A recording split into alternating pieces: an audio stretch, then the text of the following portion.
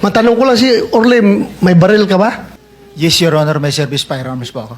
Meron ka? Yes, Your Honor. May permit to carry yan? Yes, Your Honor. Very good. So you can defend yourself pag merong interesado sa buhay mo. Yes, Your Honor. At hindi ko na kailangan yung witness protection, Your Honor. Kaya kong sarili ko. Oh, yan ang Marines.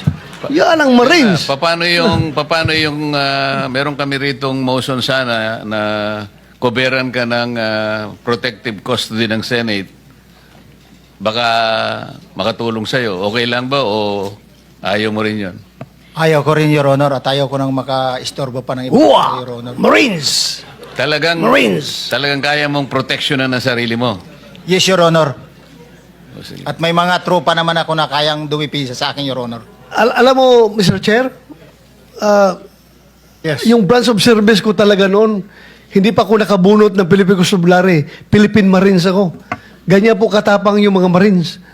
Kaya, Gusto mo pala pumunta ng Marines. kaso pagbunot ko, Philippine Constabulary na bunot ko, kaya PC ako. Naging PNP. Ba't di mo sinuli tapos bumunot ka uli? Ano?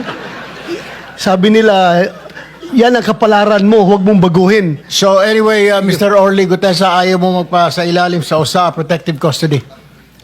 Yes, Your Honor. Kaya ko ng sarili ko, Your Honor. Okay. Well, with Mr. that, Chairman, Ay, go ahead. with the, siguro, kung magbagong isip mo, please let us know right away. Dahil hindi mo alam, baka may mga developments pagkatapos ng hearing na ito. Basta we are ready to accept your protective custody, the Senate.